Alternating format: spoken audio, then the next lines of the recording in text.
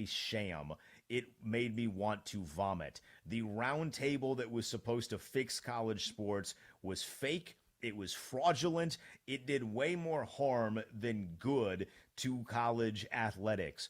We were sold a bill of goods, and I knew we were going to get the rug ripped out from under us. I knew it was coming. You knew it was coming because we knew who was in charge of it. Politicians, plural. I don't like them. You probably don't like them. You shouldn't like them because all they do is lie, lie, lie, lie, lie. And this was no different. They told us that they were going to find solutions for the problems that have been ruining college sports.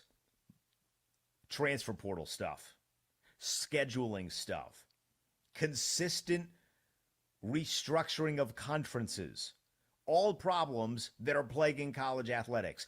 Guess what was talked about very minimally? Everything that I just mentioned. Guess what was talked about in droves? How can we stop athletes from getting money? That was the entire purpose of this thing. Turns out, stunning. I know. It was a bunch of people in a room talking about ways that they can stop athletes from participating in capitalism. I thought that was what this country was supposed to be good at. I thought we were capitalist. What's happening in college athletics right now with name, image, and likeness is not killing the sport. The lack of leadership is killing the sport. The lack of structure is killing the sport. I thought we were fixing that in this. I'm not naive to think that what's going on is a madhouse right now in college athletics. It is.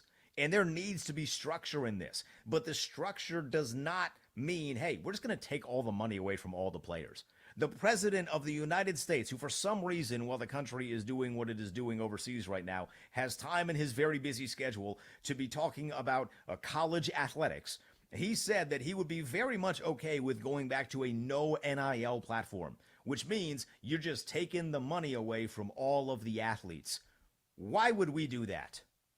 What is the rhyme or reasoning for that taking place other than, hey, we see a bunch of young people participating in capitalism.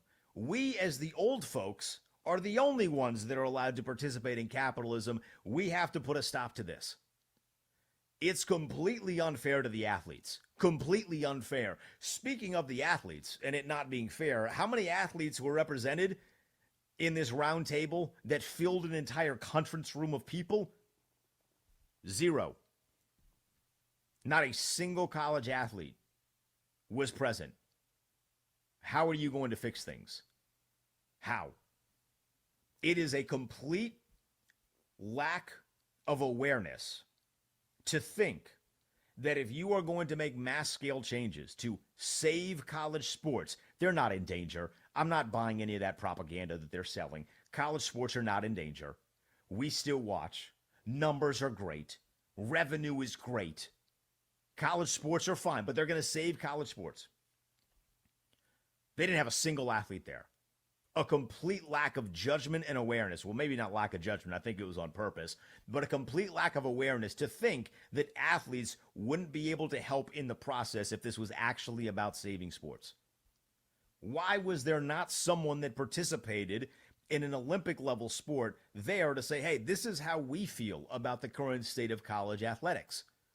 It felt like it was primarily about football, but then it would then lean on those other Olympic sports as a crutch to be like, no, well, this is still a problem, yet they had nobody there to vouch for those Olympic sports. How does that make sense? It doesn't, because it's not about saving them.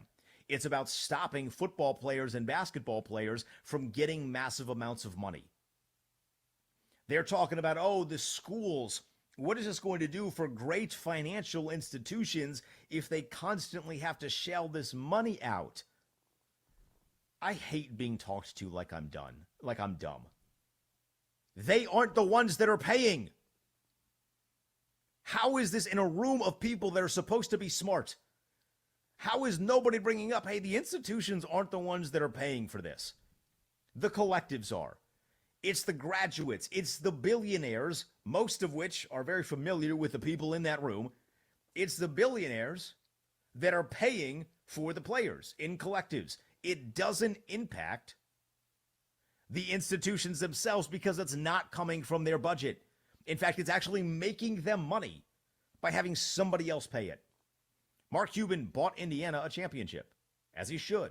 He has $1 billion, and he wants to donate to his school so they can win football games. Football, at any level, is vanity. It's supposed to be vanity. You invest a lot of money because you have a lot of money, so some place that was very special to you is at the top of the world because we love competition in this country. And they're talking up there like we should go back to a pre-NIL model. How? Why? This is America. Are we capitalist or are we not?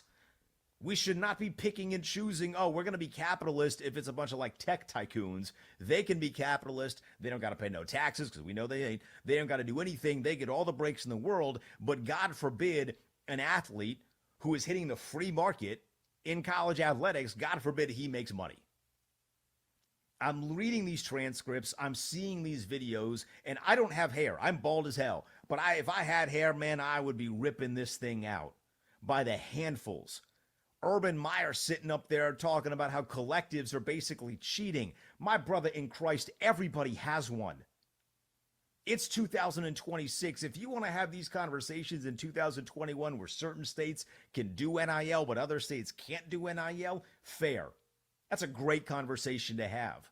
It actually forced the hand of every other state to make sure that they could have NIL. Because when Florida started having it, when California started having it, if you didn't, you're behind the 8 ball. So you got to have it. You want to have that conversation then?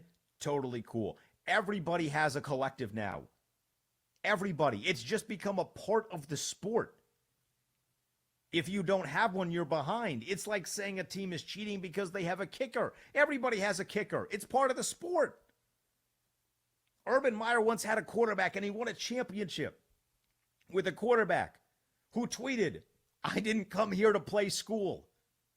I came here to play football, but I'm supposed to think that he wasn't getting money on the low? He wasn't getting money under the table, that Cardale Jones? He wasn't, right? He was just there to eat in the dining hall and play football, not play school. That same guy up there telling me that anyone who's running a collective is cheating. How? I thought Nick Saban did a decent enough job. He was like the only one that seemingly had a lot of sense. But the real kicker for me, and again, I knew this was going to happen because politicians, regardless of what aisle you sit on, politicians in today's day, where the country is effectively at war, should not be caring about college athletics. They have so many other things on their plate, yet this room was filled with politicians. But here's the thing that made me laugh the hardest. It was like the kind of laugh that makes up for the pain in my heart as somebody who is deeply passionate about college athletics. Here's the President of the United States going back and forth with the SEC commissioner because he is unaware of the current structure of what he is supposed to be saving. I believe the House settlement is being litigated now because it violates. No, but was it appealed, the decision? The House settlement, I think. The original decision by the judge from California, was that appealed? Oh, okay. I'm sorry, I misunderstood. Yeah, the answer is no. It was settled because it was, I think, the third case. Why didn't somebody appeal it? The prior case, which is Alston versus the NCAA, was appealed to the Supreme Court, and the Supreme Court found 9-0 against the college position to defend the old system. So that's, I think the answer is the antitrust piece is the inherent problem in trying to create caps and limits. That's it. So the Supreme Court was responsible for this? Gee, that surprises me. I'm not the one who's going to say that. I'm not bold enough to say that, but I'll at least acknowledge the process. 9-0. Was the Supreme Court responsible for this? 9-0 and Kavanaugh supported. It's a shame. It's a shame. Why is that a shame? Somebody's going to need to tell me why that's a shame, because I see that as a positive. That means athletes who are getting robbed blind are now okay to make some money. Why is that a shame? Don't come at me with, well, Denton, they were getting scholarships. Your scholarship is worth X amount. If you're bringing in billions, plural, to an organization, or we'll say millions, because there are not a lot of players that bring in billions. But if you're bringing in millions, plural, to an operation, and you got to go for a scholarship that you know you're not there, like everyone who is aware of how the college system works knows there are certain players that are not there to get their degree. They're there to play basketball in some instances, football in other instances, and then they're there to go make money in the NFL and go pro. Like, I'm supposed to think that Zion Williamson's scholarship was perfectly okay, and that's exactly how much he earned and he should have earned at Duke? No. That dude had Duke on national television every single game. They were one of the most must-watch teams. I know Duke was always up there, but they were one of the most must-watch teams. He brought in millions of dollars. Zion was a cultural phenomenon at Duke. But a $45,000, I don't know what Duke's price is, it's probably sky high. We'll say $80,000 was supposed to make up for that when this dude's bringing in multiple millions of dollars. If something like that happened in your workplace, you would throw a revolt in the office. You'd be rioting in there. If you were bringing in X amount and they said, we're going to shortchange you about 99%. You would not stand for that. So why do the college athletes have to? I see no issue with athletes getting paid. I don't think that it's breaking the sport. You better get with the times here. It's 2026. Pay the players. Why should the universities be the only ones that are hoarding the money? Why would I trust the universities at this point? They did it for years. Do you know why the NCAA has lost almost every single court case related to paying players since that 2021 case? Because they were scamming them out of their minds. It's the most corrupt organization in the world of sports in this country. They were scamming players of billions of dollars. That's why they now have to pay these players billions of dollars. That lawsuit that Donald Trump did not know about, despite the fact that he was the head of this operation that's supposed to be saving college athletics, that led to the NCAA paying billions of dollars because of a small window of period where they did players so dirty that the Supreme Court 9-zipped their ass. How many times in the history of this country is it a 9-zip in the Supreme Court? Not very frequently. It doesn't happen that much, at least in big-name cases, in mass cases that are involving money. Everybody who was a part of that thing looked at this thing and said, how is this allowed? I thought if you're just following the rules that are set up for everybody in this country, the NCAA athletes are getting scammed. Now, again, there are issues with the current format. There's no denying that. But putting 60 some odd people in a room and thinking it's going to fix all the problems, Trump said he's going to put an executive order out that's effectively he's going to try and take all of the money away from everybody, trying to go to pre-NIL. It's not going to work, or it shouldn't work unless he gets a corrupt judge in there, but it shouldn't work because this is a country that is built off of capitalism, allegedly. And you're not going to put somebody that understands how this country is supposed to operate, look at the situation and say, if you're drawing in millions of dollars, all you're getting is free food at a dining hall that may or may not be that good. I think most schools have good dining halls now, admittedly. But I'm thinking that's going to make up for all the money that you're drawing in? Hell no. You got to stop treating us like we're idiots here. 60 some odd people. When have 60 people come to a good decision? Especially when clearly half of them don't know what's going on. If you really want to fix this, you put the commissioners in there, and the commissioners for a majority of the conferences were there. I don't know that everyone was able to attend, but you heard Greg Sankey there. Tony Petitti was there. Jim Phillips was there. Mark was on the invite list. Those are the Power 4 guys. There were a couple of other G5 programs or G5 commissioners in there as well. The Big East commissioner was in there. If you want to fix this, it goes by a conference-by-conference basis. What they're wanting to do right now is trying to make sure that everybody is on a level playing field. But what's crazy is everybody is. For years, the SEC dominated college football. Why? They had some money on the low. They were paying guys under the table. And teams in the Big Ten, not all of them, but teams in the Big Ten didn't want to participate in that. Then you open up the wealth and say, hey, no, everybody can do this. And what happens? The Big Ten rattles off 3 straight national championships in football. All of a sudden, it's a little bit easier when we can do this pay-for-play thing. Right? I know Saban's going to say, we weren't paying players. He's done that. Hey, look at our degrees. We weren't paying players. Cool. You expect me to believe that a kid that grew up in Los Angeles, California, wants to just go hang out in Tuscaloosa, Alabama for no money, for free?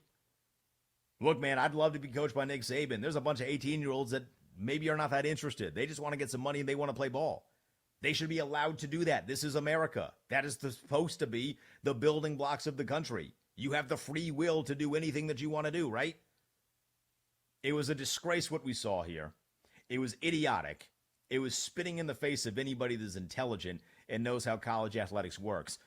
Anytime that you get a situation where someone that does not know how the system works and is trying to correct the system, it's going to be a bad thing. If you're a plumber, you're not going to ask the accountant how to do your job, and vice versa. If you're the accountant coming up with rules and regulations on how to keep your books, you're maybe not going to ask the plumber. So if we're in the space of college athletics, why are we asking politicians that clearly have no idea what they're talking about